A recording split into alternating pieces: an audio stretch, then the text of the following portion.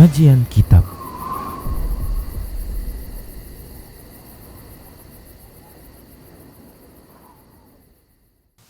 Bismillah, assalamualaikum warahmatullahi wabarakatuh. Innal hamdalillah nahmaduhu wa nasta'inuhu wa nastaghfiruh wa na'udzu billahi min shururi anfusina wa min sayyiati a'malina. May yahdihillahu fala mudilla lahu wa may yudlilhu fala hadiya lahu. Wa asyhadu an la ilaha illallah wahdahu la syarika lahu wa asyhadu anna Muhammadan abduhu wa rasuluhu sallallahu alaihi wasallam. Qala Allah tabaraka wa ta'ala, ya ayyuhalladzina amanu taqullaha haqqa tuqatih wa la tamutunna illa wa antum muslimun.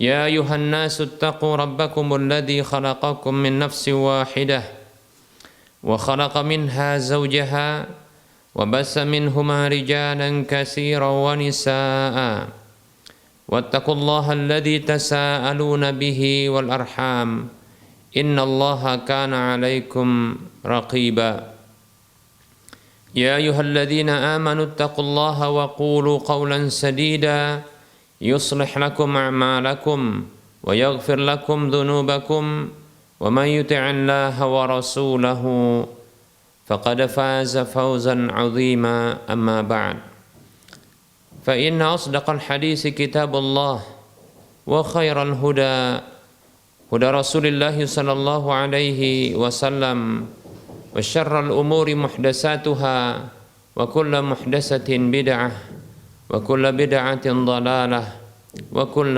ضلالة في النار.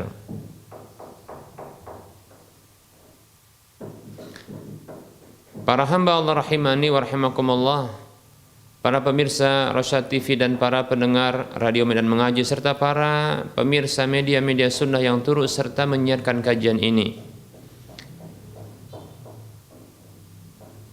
Senantiasa kita bersyukur kepada Allah Subhanahu wa taala atas kenikmatan yang Allah Subhanahu wa taala berikan kepada kita. Nikmat yang tiada putus-putusnya, nikmat yang Allah berikan tanpa ada bosannya kepada para hamba. Maka karenanya pantas bagi kita sebagai hamba untuk bersyukur kepada Allah Subhanahu wa taala atas semua pemberiannya yang Allah Subhanahu wa taala pastikan adanya janjian tambahan bagi siapa saja yang bersyukur kepadanya. Allah Subhanahu wa taala berfirman, la in syakartum la azidannakum wa la in kafartum inna adzabi lasyadid. Sungguh bila kalian bersyukur aku akan tambahkan untuk kalian.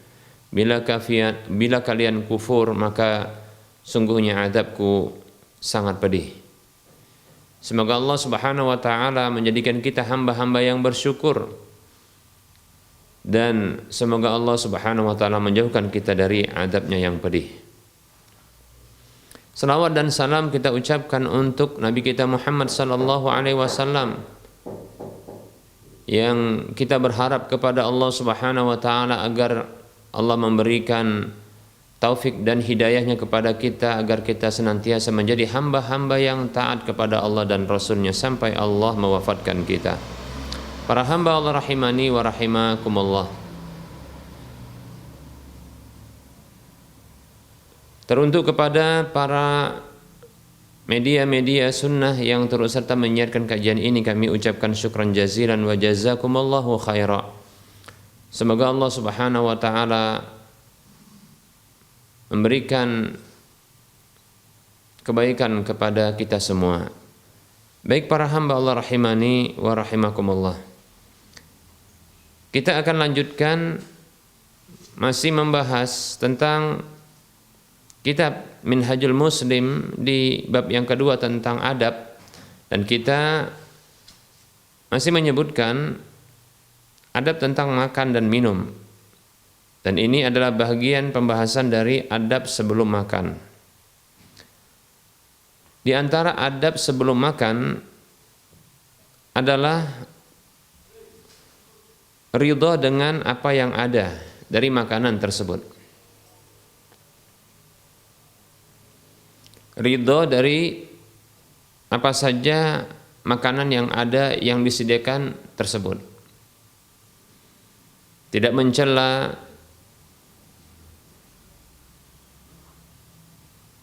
tidak menuntut berlebihan di luar batas yang ada. Baik para hamba Allah rahimani wa rahimakumullah, ridho dan rela ini sifat yang luar biasa para hamba Allah rahimani wa rahimakumullah.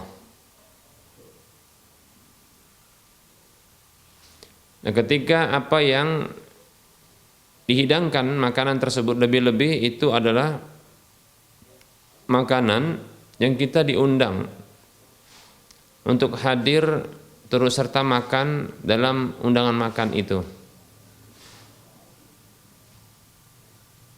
maka tidaklah layak kalau seandainya kita menuntut lebih, karena itu akan memberikan beban berlebih kepada orang yang mengundang, dan itu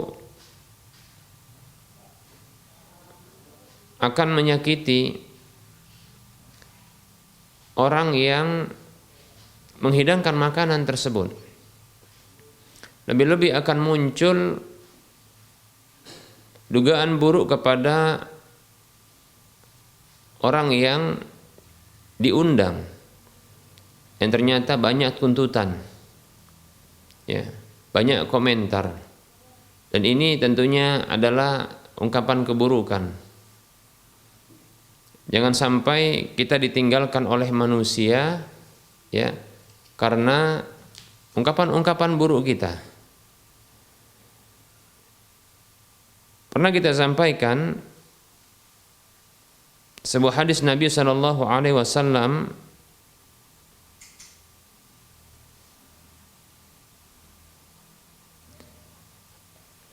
yang termasuk orang yang buruk adalah orang yang ditinggalkan oleh orang lain disebabkan khawatir, ya, ungkapan buruknya, kata-kata joroknya, kata-kata jeleknya. Dalam hadis yang dikeluarkan oleh Imam Tirmidzi, Rasulullah Shallallahu Alaihi Wasallam pernah bersabda, "Inna min syarrin nasi man tarakahun nasu aw wada'ahun nasu ittiqa'a fuhsyih." Nabi SAW bersabda, sesungguhnya termasuk orang yang paling buruk adalah orang yang ditinggalkan oleh orang lain atau dibiarkan oleh orang lain karena takut, karena khawatir tindakan buruknya atau ungkapan buruknya, jeleknya. Hadis yang sahih.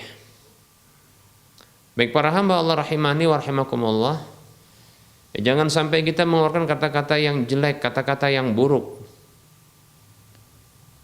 yang membuat orang lain takut, kapok di waktu berikutnya untuk mengundang kita.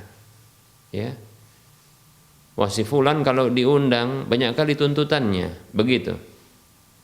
Wah si fulanah kalau diundang banyak kali komentarnya, demikian.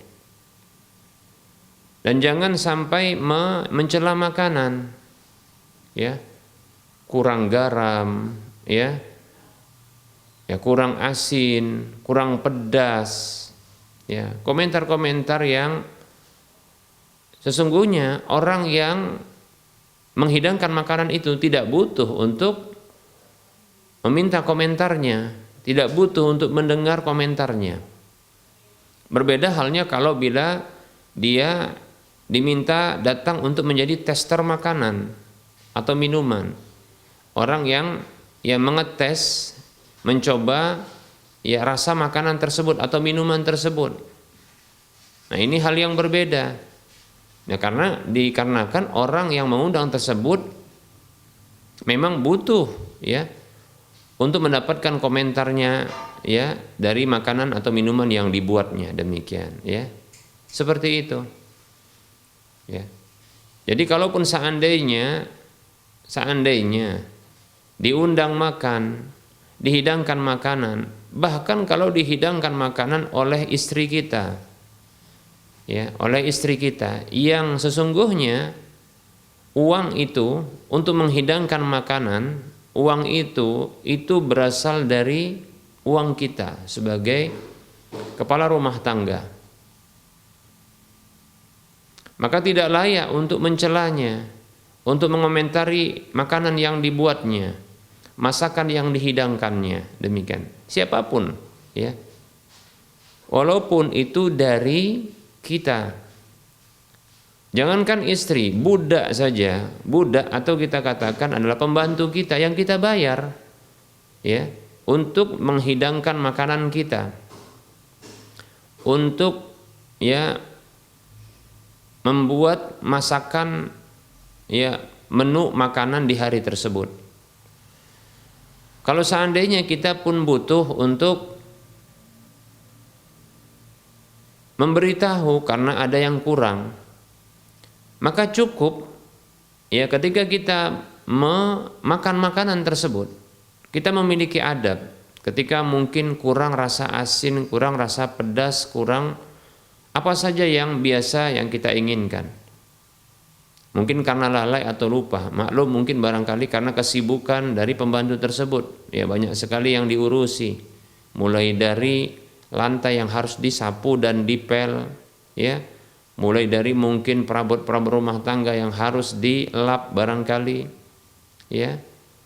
Begitu juga pakaian yang harus dicuci, digosok, belum lagi dapur yang harus, ya, disiapkan makanan, masakan darinya, nah kemudian dihidangkan. Kemudian lagi kotoran-kotoran berupa, ya, piring-piring kotor, ya, atau alat-alat masak yang kotor, sibuk.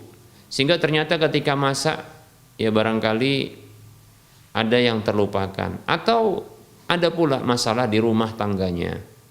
Demikian. Maka beradablah. Itu pembantu. Kalau seandainya ingin, ini saya kasih solusi, ya, saya kasih solusi, ya, jangan sampai kita mencela, apalagi sampai membanting makanan, ya, piring, ya, kemudian sampai, ya, dibalikkan begitu, ditumpahkan, ya, dibanting karena rasa yang kurang tepat. Ini tidak beradab. Selain itu merupakan tindakan mubadir yang Allah Subhanahu wa taala berfirman, A'udzu billahi minasyaitonir rajim. Wa la tubadzir tabdzira innal mubadzirina kanu ikhwana syayatin. Allah Subhanahu wa taala berfirman di dalam surah Al-Isra ayat 26 dan 27. Yang artinya, janganlah kamu berbuat mubadzir karena sesungguhnya innal mubadzirina kanu ikhwana syayatin. Sesungguhnya orang-orang yang berbuat mubadzir itu adalah saudara syaitan. Wala tubadzir tabdzira innal mubadzirina kanu ikhwana syayatin. Janganlah, ya, berbuat mubadzir karena sesungguhnya orang-orang yang berbuat mubadzir adalah saudara syaitan, bukan teman syaitan, bahkan, ya, dihukumi oleh Allah Subhanahu wa taala sebagai saudara syaitan, ya, sebagai saudaranya syaitan. Demikian. Ya, jangan sampai itu dicampakkan, dibuang, ditumpahkan, ya. Selain itu tindakan mubadzir itu menyakiti orang yang membuat menghidangkan makanan tersebut. Makanan, ya, yang dibuat itu pembuatnya tentunya akan tersakiti, ya, akan terlukai hatinya, demikian. Dan untuk berikutnya barangkali sulit baginya untuk bisa move on kembali, ya, buat makanan, ya, seperti itu, ya. Demikian. Dan tentunya, ya, ada adab yang buruk yang muncul, ya, dugaan adab yang buruk yang muncul pada diri orang tersebut. Ini orang ternyata nggak punya adab, ya. Seandainya ini cara yang terbaik kalau mau memberitahu. Contoh begini, ya, ketika kita makan makanan, ya, atau meminum minuman yang dibuat atau dihidangkan oleh seseorang, Maka ketika kita merasakan ada rasa yang kurang tepat, ya, maka jangan mencela makanan tersebut atau minuman tersebut, ya, jangan cela makanan atau minuman tersebut. Perhatikan, ya, adab Nabi SAW dalam hadis yang diriwayatkan oleh Imam Bukhari dan Muslim serta Abu Daud dengan ragam maknanya, dengan ragam lafadznya, tapi sesungguhnya maknanya mirip semuanya.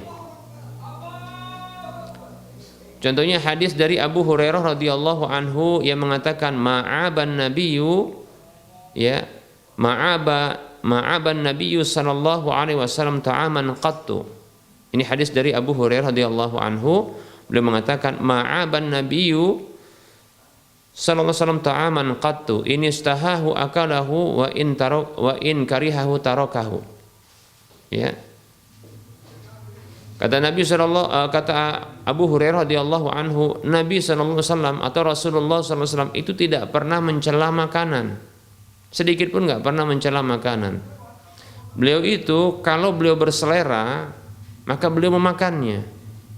Apabila beliau tidak selera, maka beliau meninggalkannya. Ya. Artinya beliau tidak menyentuhnya. Demikian. Tidak memberikan komentar. Nah, ini adab Nabi. Ini hadis riwayat Bukhari, Muslim dan Abu Daud, ya. Baik, seperti ini masih adabnya. Ya. Jangan dikomentari atau jangan melakukan sebuah tindakan yang ini menyakiti, demikian. Ya. Seperti itu. Nah, setidaknya caranya adalah setelah kita merasakan makanan atau minuman tersebut tidak tepat, tidak pas rasanya, maka kita minta dengan lemah lembut kepada orang yang membuatnya. Ya, contohnya mungkin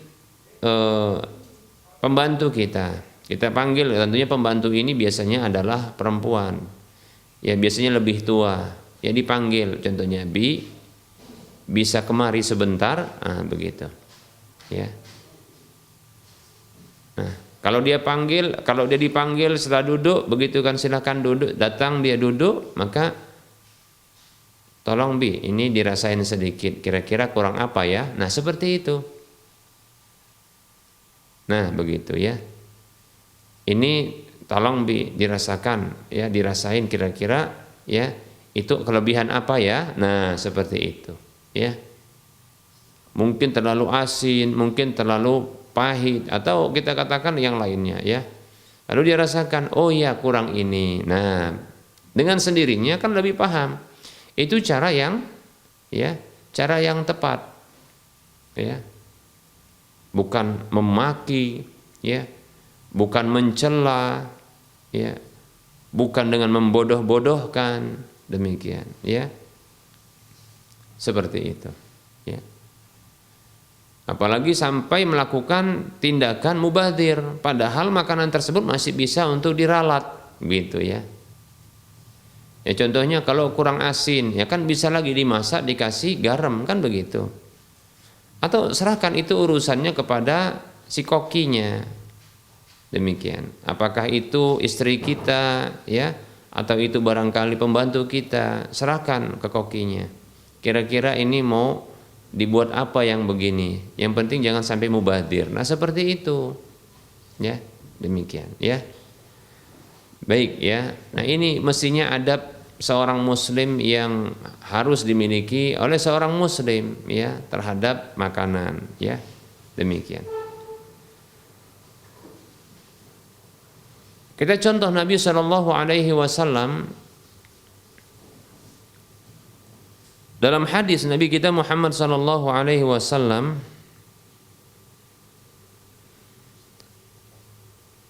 pernah diundang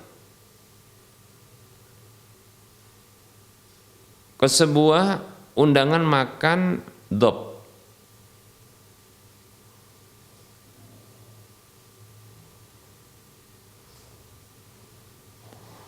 Ya, undangan makan ya dhab.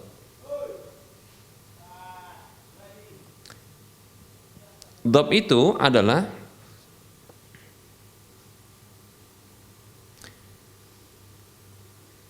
hewan yang disebut dengan gurun pasir, hewan biawak gurun pasir, ya. Hewan biawak gurun pasir, kita katakan adalah biawak atau kadal gurun pasir, ya, seperti itu.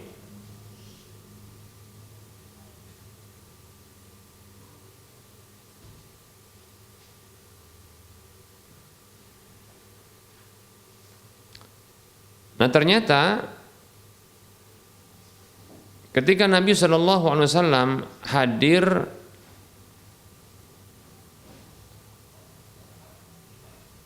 di undangan tersebut, beliau SAW tidak mengetahui apa yang akan dihidangkan.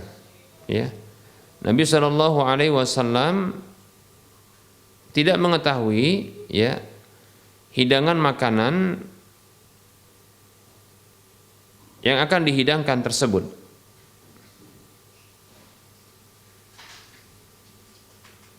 Ternyata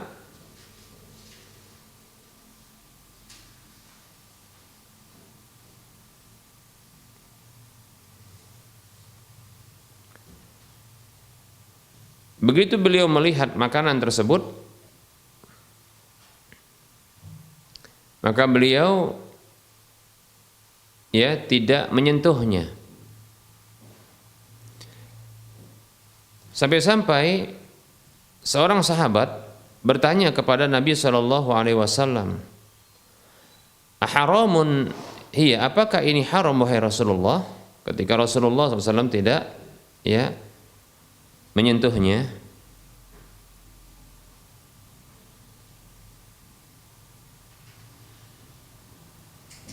Maka Rasulullah mengatakan, tidak, hanya saja, ya, makanan ini, ya, tidak ada di negeri kami, atau ungkapan yang semisal dengan itu.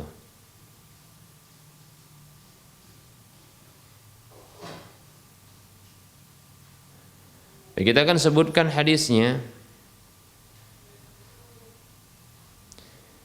Itu hadis yang diriwayatkan oleh Imam Bukhari,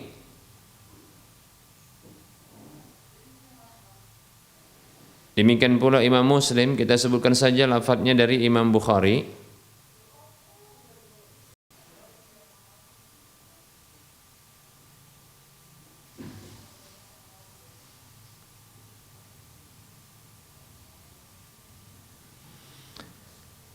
Kita sebutkan hadis yang diriwayatkan oleh Imam Bukhari di nomor urut hadis 5400.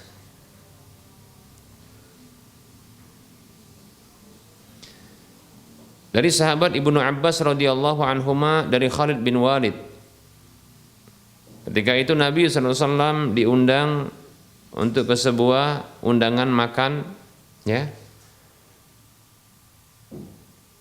Qala, ia mengatakan, utiyan Nabiyyu sallallahu alaihi wasallam bidabbin mashwiyin. Nabi SAW diberikan kepada beliau, ya,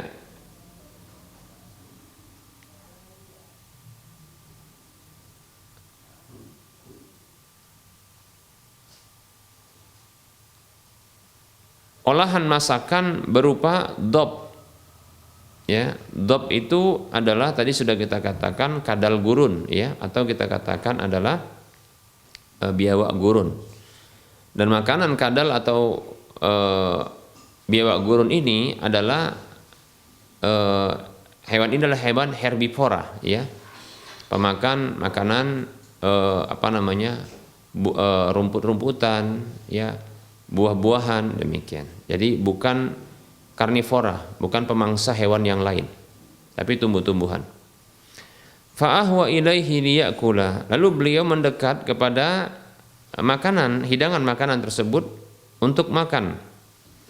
Faqila lahu, lalu ada yang mengatakan kepada beliau, innahu dhabbun, wahai Rasulullah, sesungguhnya itu adalah dhab. Dhab itu, ya, kita katakan tadi, ya, sudah kadal gurun, ya. Fa'amsaka yadahu, lalu beliau menahan tangannya, jadi beliau tidak melanjutkan. Khalid bin Walid radhiyallahu anhu bertanya kepada Rasulullah, "Aharamun huwa?" Apakah ini haram ya Rasulullah? Ya, qala, maka Rasul mengatakan, "La, tidak."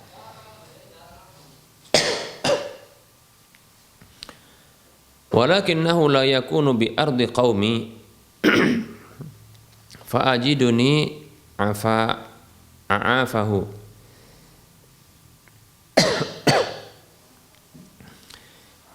Tidak haram, ya, akan tetapi hewan ini tidak ada di negeri kaumku, maksudnya adalah di Mekah. Hewan ini tidak dimakan seperti itu.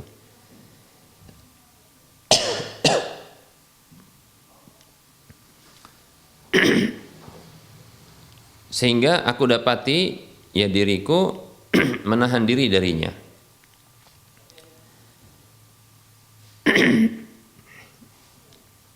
Fa'akala Khalidun wa Rasulullah sallallahu alaihi wasallam yanduru.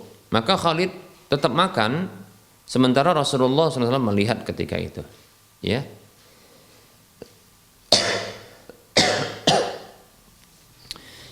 Baik para hamba Allah rahimani wa rahimakumullah. Nah, jadi demikian tindakan Nabi sallallahu alaihi wasallam. Ya. Ketika merasakan jijik atau tidak suka atau tidak cocok makanan tersebut bagi dirinya, tidak menyelerakan barangkali. Kalau mungkin sebagian kita ya mungkin jijik atau geli gitu untuk memakannya, ya. Lihat Rasulullah SAW ya dari hadis ini itu memberikan adab kepada kita atau memberikan sinyal kepada kita. Pertama adalah atau sesuatu yang bisa kita ambil faedah dari hadis ini adalah yang pertama, tidak semua yang menjijikkan itu adalah haram atau najis. Nah begitu. Rasulullah SAW mungkin merasa jijik dengan hewan ini, ya, sehingga beliau tidak selera untuk makannya. Tapi tidak lantas hewan ini diharamkan, dinyatakan najis. Nah seperti itu. Ya kadal gimana kan begitu ya, kadal atau biawak gitu dimakan begitu ya. Demikian ya. Maka yang seperti ini tidak lantas menjadi haram, ya. Buktinya Rasulullah ketika ditanya oleh Khalid bin Walid, ya, apakah ini haram wahai Rasulullah? Kata Rasulullah tidak haram. Demikian. Jadi kadal gurun, ya, atau biawak gurun ini tidaklah haram, ya. Ia suci bahkan halal untuk dimakan, demikian. Seperti itu. Ini faedah yang pertama bahwasanya ya kadal gurun itu tidaklah haram. Kemudian yang kedua, ya, jijiknya sesuatu tidaklah mengharuskan untuk dinyatakan najis atau haramnya. Ini tadi sudah kita sebutkan, ya. Yang ketiga adalah ya tidak memberikan komentar yang menyakitkan, ya, tidak mencela makanan.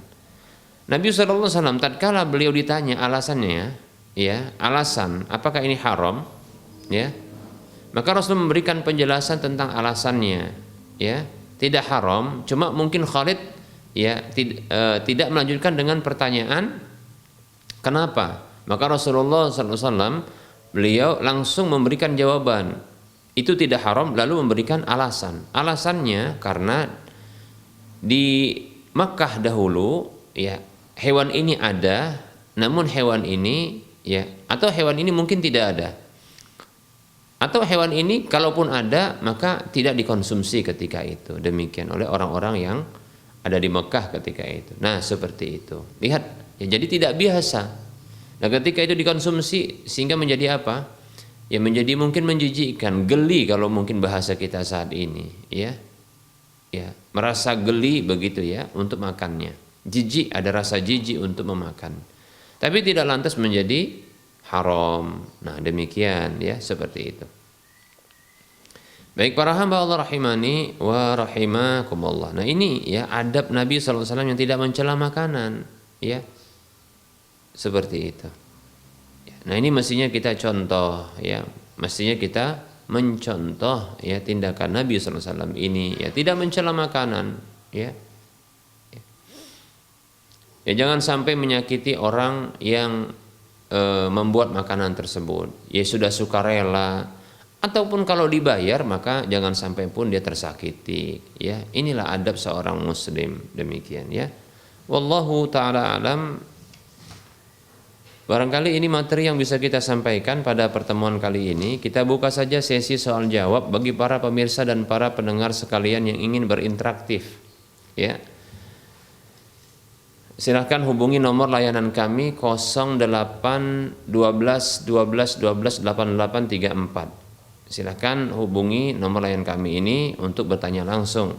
Bisa juga ya diarahkan pertanyaan lewat chatting WhatsApp, tulisan chatting WhatsApp ya di nomor yang sama. Baik para pemirsa dan para pendengar sekalian rahimani wa rahimakumullah.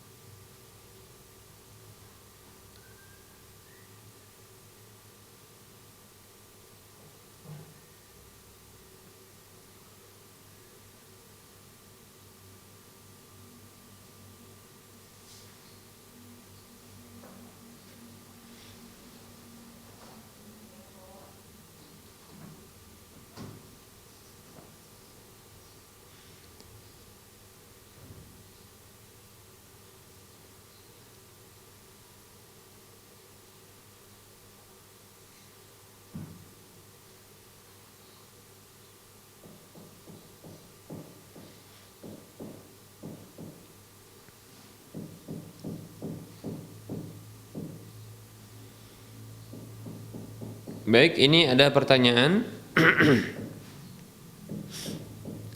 Assalamualaikum Ustadz, saya mau bertanya, bolehkah menggabungkan dua sholat sunnah sekaligus?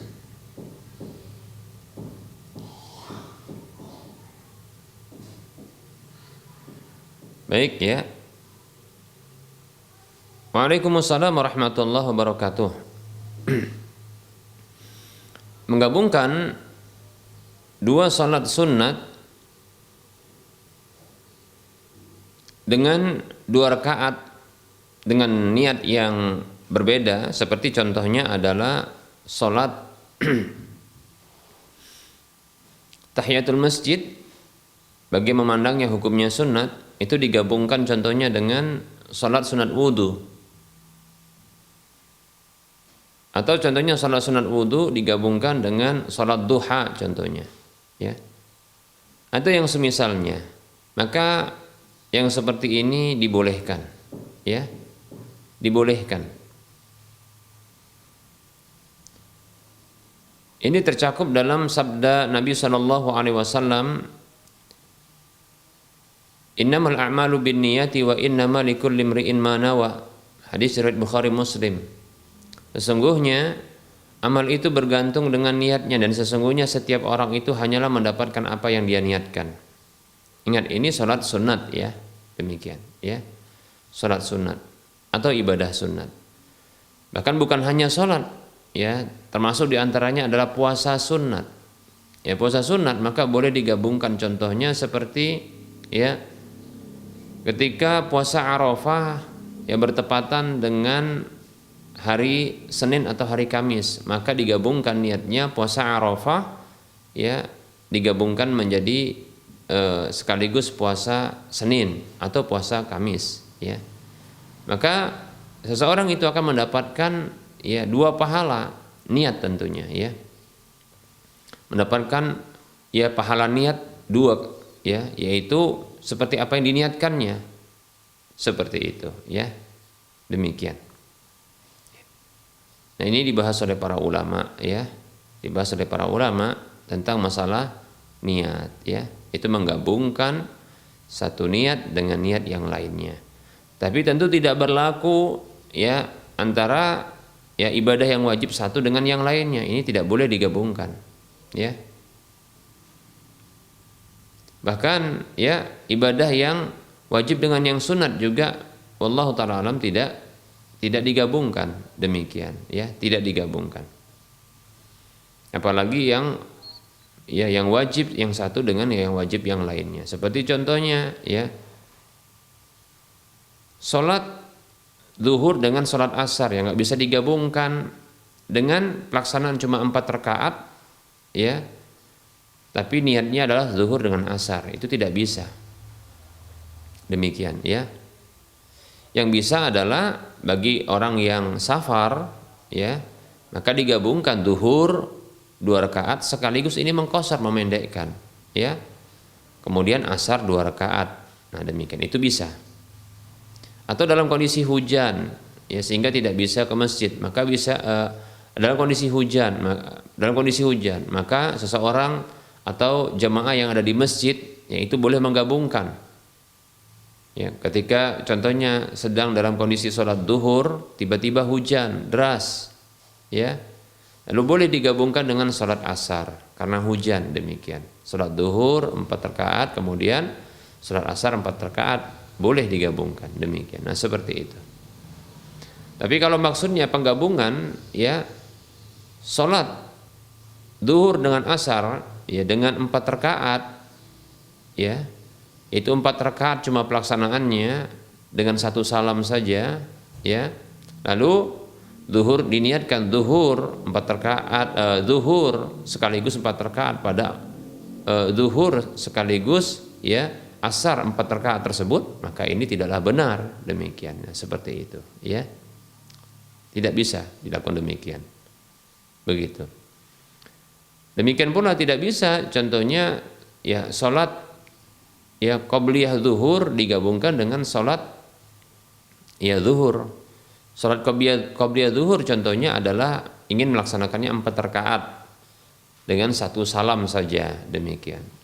Ya, maka tidak bisa, ya, digabungkan dengan salat zuhurnya, demikian, ya. Wallahu taala alam. Jadi yang dibolehkan hanyalah salat-salat sunnat, demikian. Bahkan, ya, ini tidak bisa berlaku keseluruhannya, ya. Ya, tidak bisa contohnya digabungkan antara, ya, salat, ya, qabliyah dengan ba'diyah walaupun sama-sama sunat, demikian, ya. Wallahu taala a'lam. Jadi ada yang khusus sifatnya, ya. Wallahu a'lam.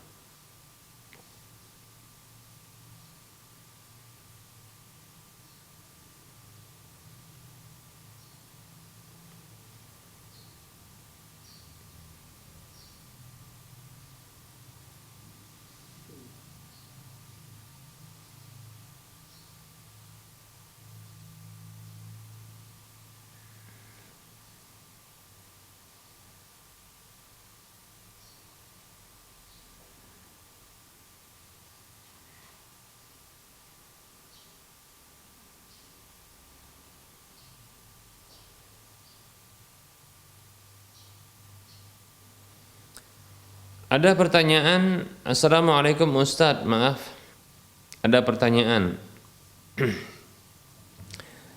Saya seorang yang sangat dangkal tentang agama, apalagi tentang fikih perceraian. Saya tidak tahu bagaimana hukum dan aturan perceraian. Pernah saya berantem dengan istri. Ketika saya sedang emosi, saya mengucapkan kata cerai kepada istri saya. Dan pernah lagi dalam keadaan yang sangat emosi, saya juga ucapkan cerai. Dan baru-baru ini juga pernah saya ucapkan ke ayah istri saya pulangkan anak bapak. Tapi ini atas dasar paksaan istri saya. Istri saya yang menyuruh. Setelah terjadi, saya menyesal Ustaz. Dan ternyata istri saya juga menyesal. Dan niat dia hanya sebatas ancaman. Bagaimana itu Ustaz? Apakah kami masih sah sebagai suami istri? Kami mau memulai dari awal kembali untuk merubah semuanya, untuk mendekatkan diri kepada Allah, Ustaz. Baik, ya.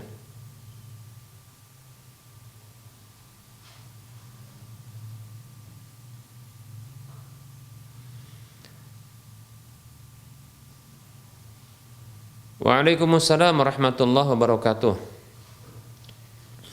Semoga Allah Subhanahu wa taala memberikan kepada sang penanya ini rumah tangga yang sakinah, mawaddah, warahmah. Amin ya rabbal alamin. Belajar agama itu wajib. Rasulullah Shallallahu Alaihi Wasallam bersabda dalam hadis yang diriwayatkan oleh Imam Ibnu Majah dalam kitab sunannya, talabul ilmi faridatun ala kulli muslim, menuntut ilmu itu wajib bagi setiap muslim. Demikian. Tentunya bagi laki-laki maupun perempuan, maka semuanya wajib untuk belajar agama. Oleh karenanya semangat untuk belajar agama, jangan sampai ya jatuh kepada tindakan-tindakan yang ternyata itu merupakan pelanggaran, ya. Baik, ya. Nah, di sini pertanyaan tentang talak. Mengucapkan talak dalam kondisi emosi atau marah. Para ulama menyebutkan pembahasan dalam kitab fikih mereka dengan ya talaku ghadban, ya, yaitu talaknya orang yang marah, ya. Para ulama membagi talak dalam kondisi marah itu menjadi dua. Yang pertama adalah talak dalam kondisi marah di mana kemarahan tersebut itu masih diketahui tindakannya masih diketahui, ya, ucapannya masih bisa diketahui dan disadari, demikian. Yaitu ketika mengucapkan ya ungkapan talak dalam kondisi marah itu disadari, ya, itu disadari, diketahui. Maka dalam kondisi seperti ini ya talak itu tetap jatuh. Talak itu tetap jatuh, terhitung. Maka dihitung ya talak ketika itu. Baik, jenis talak yang kedua dalam kondisi marah adalah yaitu talak yang diungkapkan oleh orang yang marah dalam kondisi terkunci, tertutup akalnya, sehingga tidak menyadari apa yang diucapkannya. Bahkan bukan hanya ucapannya, tindakannya pun tidak disadarinya, sampai-sampai ya dia baru sadar ketika dia reda marahnya dengan kondisi di samping atau di sekitarnya yang hancur, ya. Rupanya ternyata dia ketika marah membanting, ya, memukul, seterusnya. Ya, ini sampai muncul adanya kerusakan di sekitarnya, demikian dikarenakan marahnya. Nah, orang yang seperti ini ketika marah tertutup akalnya, ya, terkunci atau tertutup akalnya, maka ucapan talak tersebut yang tidak disadarinya, maka itu tidaklah dianggap jatuh, demikian. Ya, tidak terhitung talak, demikian. Nah, tinggal sang penanya saja ini yang mengingat kembali ketika itu marahnya dalam kondisi sadar atau tidak sadar, demikian. Nah, apabila sadar berarti terhitung, demikian, ya. Maka terhitung, demikian. Nah, bagaimana dengan ungkapan saya pulangkan anak bapak? Ya, ini. Baik. Ketahuilah sesungguhnya ungkapan seperti ini disebut oleh para ulama itu dengan ya lafadz talak yang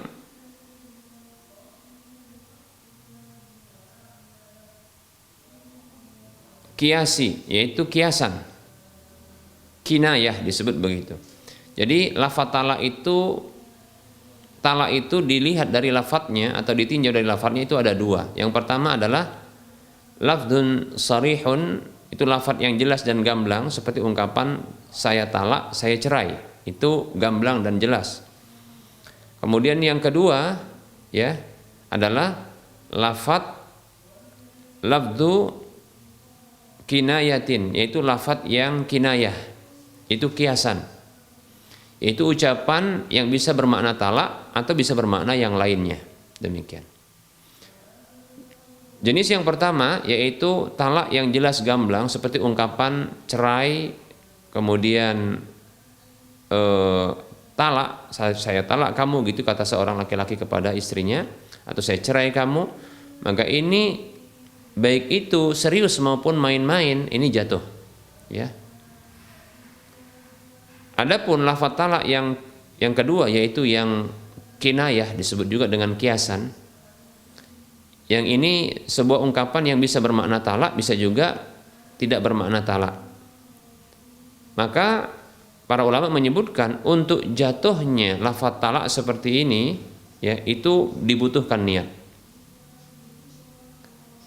Contoh dari ungkapan lafaz talak yang kinayah adalah kita pisah, atau saya pisah kamu, ya, pulang ke rumah orang tuamu, ya, pergi dari rumah ini saya pulangkan, ya, ke rumah orang tuamu. Nah, seperti ini contohnya, kan begitu, ya.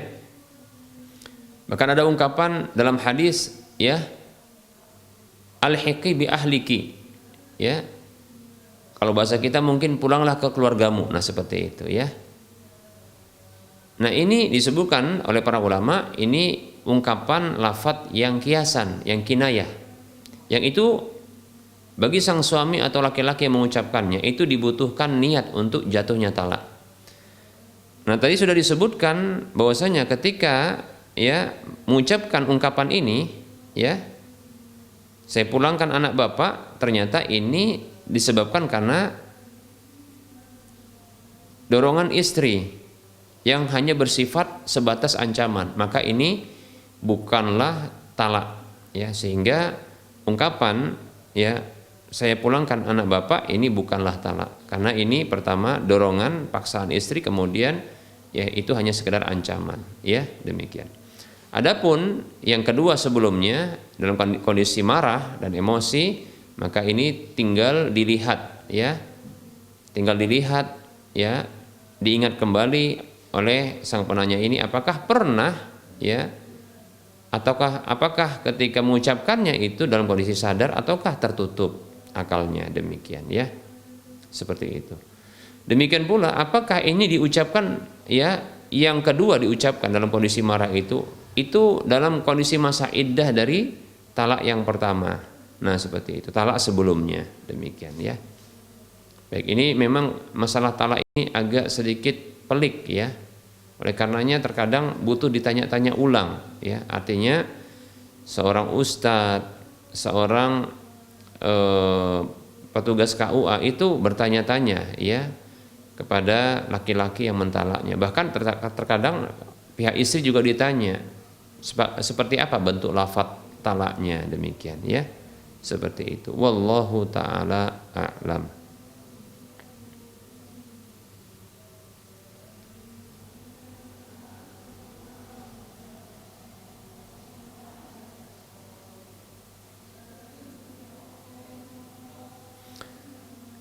Ada pertanyaan di sini. Assalamualaikum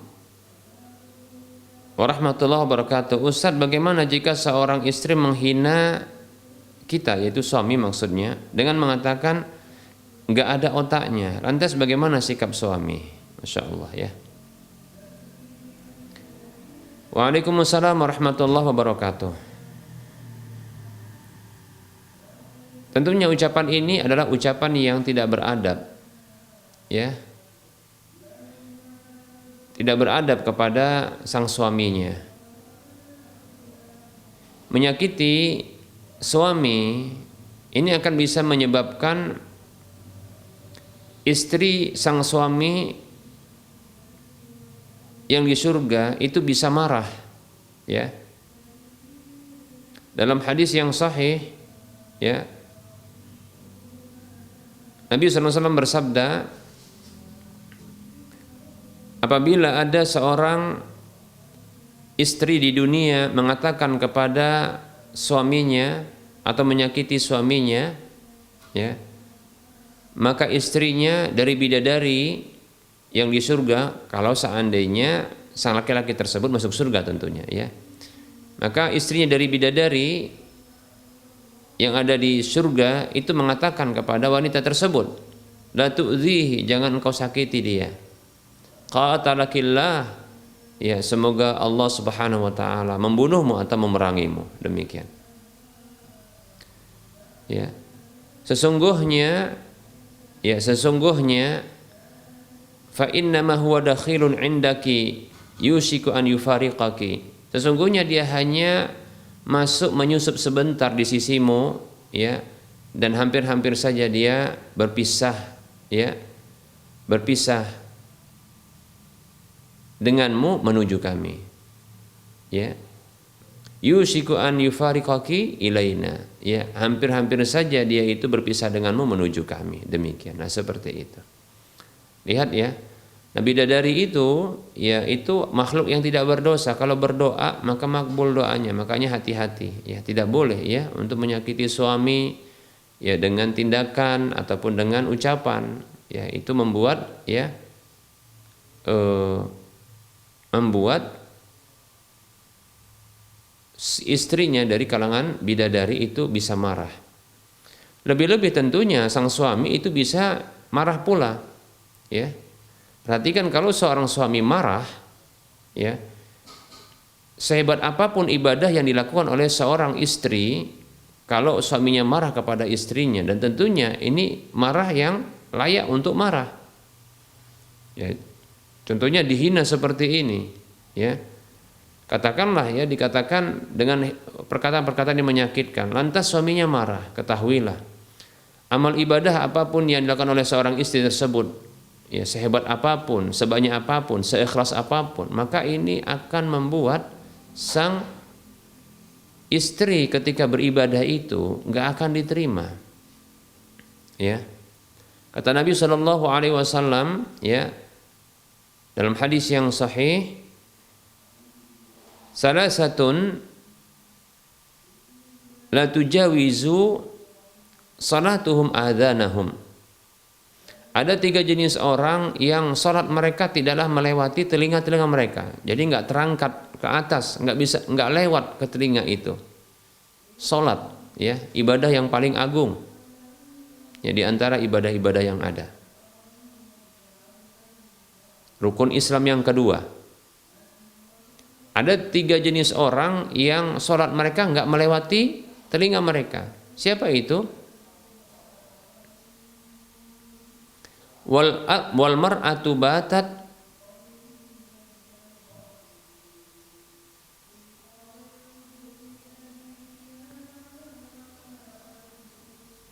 wa zawjuha 'alaiha sakhitun.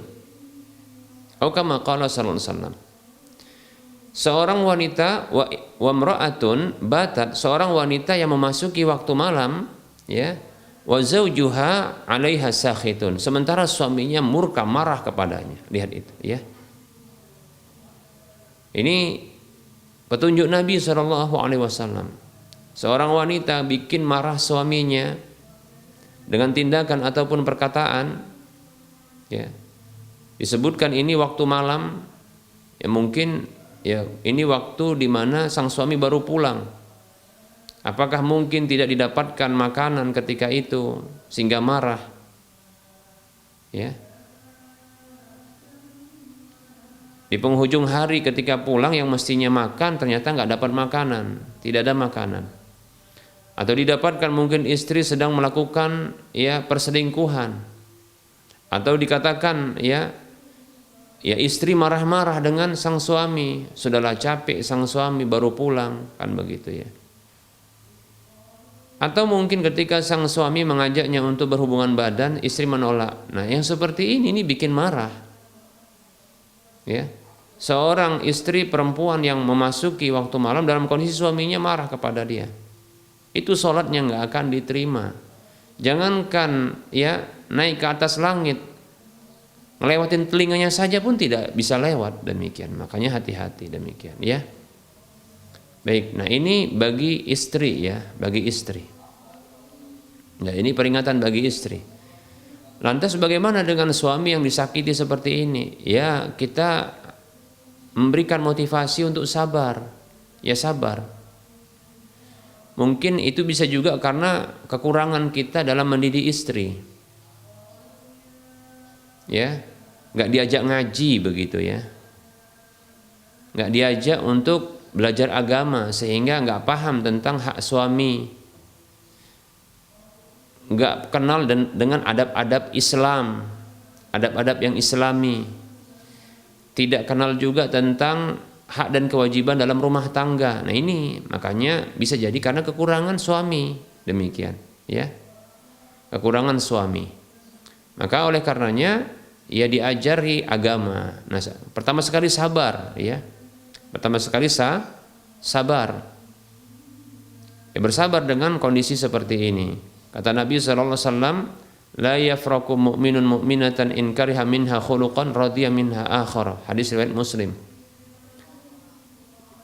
Ya, janganlah ada seorang laki-laki beriman membenci seorang wanita yang beriman, itu istrinya maksudnya. In kariha minha khuluqan, apabila dia tak menyukai salah satu dari akhlaknya, sifatnya, karakternya, radiya minha akhara, dia bisa ridho dari akhlak atau karakter yang lainnya.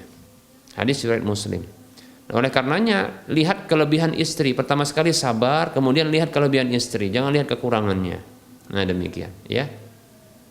Betul, itu kekurangannya, itu kesalahannya, tapi bisa jadi itu muncul karena kekurangan sang suami yang tidak mengajarkan agama kepada dia, atau tidak diajarkan kepada dia, atau tidak diajak untuk belajar agama. Ya, kesalahan sang suami juga ketika memilih istri itu yang kurang agamanya, atas dasar bukan pilihan agama, itu kesalahan juga. Ya, ya wajar kalau seperti ini, demikian. Atau jarang diajak belajar agama, jarang ngaji, datang ke kajian ilmiah, nah seperti itu. Ya, ya perbaiki diri saat ini, sama-sama memperbaiki diri. Kekurangan ini masing-masing ada, kan begitu. Untuk saat ini maka bersabar dulu, ya, lihat dulu kelebihannya, jangan lihat kekurangannya. Untuk kekurangannya maka ini ditambal dengan apa? Dengan belajar agama. Ya, itu wajib loh bagi sang suami untuk, ya, memberikan pengajaran agama kepada istrinya, ya. Kata Allah Subhanahu wa taala dalam surah At-Tahrim ayat 6, A'udzubillahi minasyaitonir rajim. Ya ayyuhalladzina amanu qu anfusakum wa ahlikum nara wa quduhan nas wal hijarah. Wahai orang-orang beriman, jagalah diri kalian dan keluarga kalian dari api neraka yang bahan bakarnya adalah bebatuan dan manusia. Nah, menjaga diri dan keluarga dari api neraka itu dengan cara mengenalkan apa saja yang bisa menjauhkan dari neraka itu. Kan begitu. Nah, itu berarti diketahui dari pelajaran agama. Nah, itu wajib berarti, kan begitu. Nah, keluarga kita diantaranya adalah istri kita. Maka diajarkan sesuatu yang bisa menghantarkan di ke dalam neraka. Diantaranya yaitu masalah-masalah, hal-hal yang wajib untuk diketahui, jangan ditinggalkan, demikian. Termasuk diantaranya masalah rumah tangga, demikian, ya. Yang jelas bersabar dulu, demikian. Wallahu ta'ala a'lam.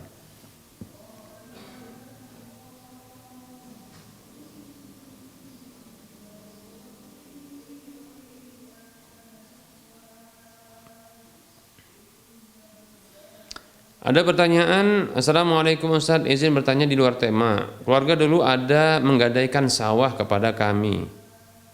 Kami belum tahu bahwa itu riba, jadi sekarang sudah meninggal, belum ada ditebus, bagaimana Ustaz?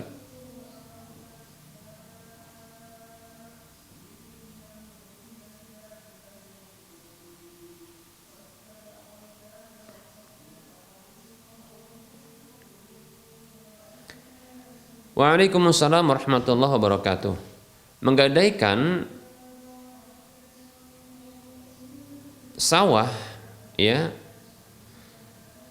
disebabkan sebagai jaminan untuk hutang, ini sesungguhnya asalnya bukanlah riba, ya. Bahkan ya memberikan jaminan atas hutang ini merupakan syariat, ya. Ini merupakan syariat. Nabi SAW sendiri itu memberikan jaminan atas hutang beliau. Kata Aisyah radhiyallahu anha dalam hadis riwayat Bukhari, Rasulullah mengatakan, Aisyah radhiyallahu anha mengatakan, kana Rasulullah sallallahu alaihi wasallam ishtara ta'aman min yahudiyyin ila ajalin farahanahu dir'an lahu min hadidin. Kata Aisyah radhiyallahu anha, dahulu Rasulullah SAW itu membeli makanan dengan cara terhutang kepada dari seorang Yahudi, ya, dengan batas waktu tertentu. Lalu beliau memberikan, ya, jaminan gadaian berupa baju perang yang terbuat dari besi milik beliau. Demikian. Jadi Rasulullah memberikan jaminan. Yang tidak boleh adalah menggunakan barang jaminan. Nah, itu yang tidak boleh. menggunakan barang jaminan ya sebelum berakhirnya jatuh temponya, maka ini tidak boleh. Yang termasuk riba adalah menggunakan barang jaminan atau gadaian tersebut. Jadi kalau sawah itu diolah, ini baru menjadi riba, demikian ya, seperti itu. Tapi kalau tidak diolah, yang tidak diambil hasil olahannya atau hasil panennya oleh orang yang memberikan hutang tersebut, maka bukan riba, demikian. Nah, seperti itu. Namun apabila ternyata betul-betul ini diambil, dimanfaatkan, maka ini adalah riba. Kullu qardin jarra naf'an fahuwa riba. Setiap hutang piutang yang menarik keuntungan, manfaat, maka itu adalah riba, demikian ya. Nah, kalau memang demikian, maka ditobati. Tobat dan jangan diulangi kembali, seperti itu. Ya.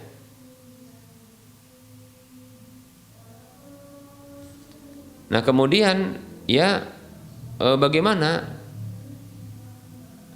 tidak diolah, atau kalau mau diolah ya maka dijadikan, jadi kalau setelah taubat maka dijadikan ya hasil olahannya itu dengan dua metode. Pertama adalah ya hasil olahan tersebut ya itu dibagi menjadi dua ya, ini jadi dianggap sebagai akad pengolahan lahan.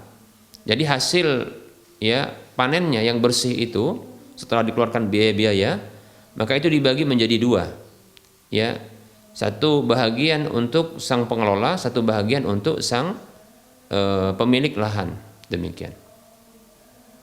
Atau ya dijadikan uang sewa dengan harga pasar, dengan nilai dengan harga pasar ya, yang harga nilainya adalah sesuai dengan harga pasar, demikian ya.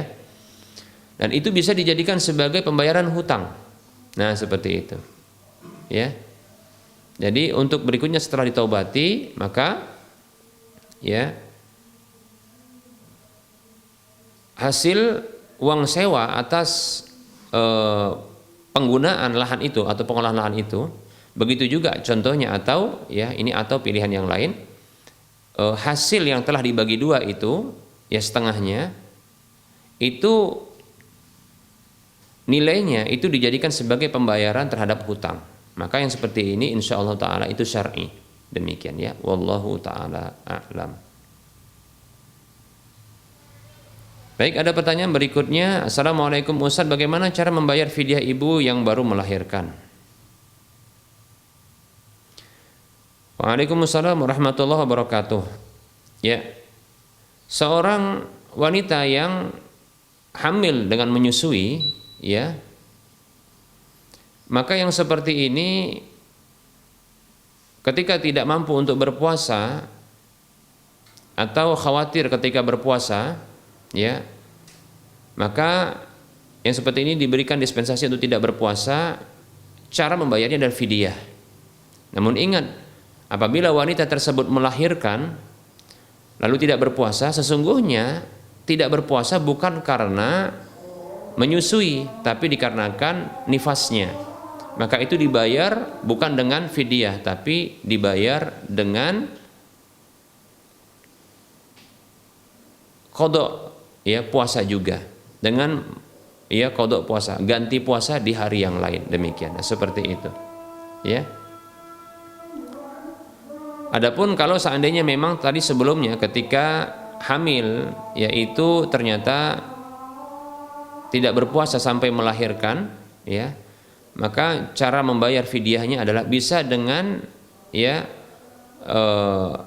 memberikan makanan yang siap saji dengan satu porsi yang cukup dan lengkap, itu untuk satu hari yang ditinggalkan itu kepada satu orang miskin saja sekali makan, demikian. Jadi setiap hari yang ditinggalkan itu cukup satu kali porsi makanan yang cukup dan mengenyangkan, cukup porsi dan mengenyangkan lengkap, itu diberikan kepada satu orang miskin, demikian. Atau dengan cara yang kedua, itu pilihan ya, itu dengan memberikan bahan makanan berupa beras yang takarannya adalah setengah sok, yaitu setengah dari pembayaran zakat fitri, kurang lebih adalah sekitar 1,3 kilo, atau kita katakan adalah 1,5 setengah kilo. Itu dikalikan hari-hari yang ditinggalkan. Jadi 1 hari ditinggalkan itu 1,5 kurang lebih ya, 1,5. Tadi kita lebihkan 1,5 ya kilogram beras, demikian. Itu dikalikan hari-hari yang ditinggalkan. Karena itu takaran 1 hari yang ditinggalkan, demikian. Wallahu taala alam. Baik ya, kita cukupkan saja apa yang bisa kita sampaikan pada pertemuan kali ini. Mudah-mudahan bermanfaat. Tentunya dalam penyampaian ini banyak kekurangan dan kesalahan. Kepada Allah saya mohon ampun, dan kepada para pemirsa dan para pendengar sekalian saya mohon maaf. Kebenaran maka ambillah, kekurangan dan kesalahan maka tinggalkanlah. Sebelum kita mengakhiri perjumpaan ini, seperti biasa kita berikan motivasi, lebih-lebih di bulan Ramadan ini, ya silahkan berdonasi untuk bisa memiliki aset akhirat, ya, yang minimal pahalanya 700 kali lipatnya. Yang ini, donasi ini akan terus mengalir pahalanya, ya, walaupun telah tiada tatkala dimanfaatkan. Ya, donasi untuk membebaskan lahan yang nantinya akan dibangun Masjid Al-Muwahhidin. Kekurangan dana kita sekitar 2 sekian miliar rupiah. Kirimkan ya harta Anda ke nomor rekening Bank Syariah Mandiri atau Bank Syariah Indonesia di nomor 7127485555 atas nama Yayasan Lajnah Dakwah Medan, kode bank 451. Anda bisa membaca ya info ini di layar kaca Anda. Semoga Anda termotivasi dan semoga bermanfaat. Mohon maaf atas segala kekurangan. Kita ketemu lagi di lain kesempatan. Wassalamualaikum warahmatullahi wabarakatuh. Subhanakallahumma wa bihamdika asyhadu an la ilaha illa anta astaghfiruka wa atubu ilaika walhamdulillahirabbil alamin. Wassalamualaikum warahmatullahi wabarakatuh.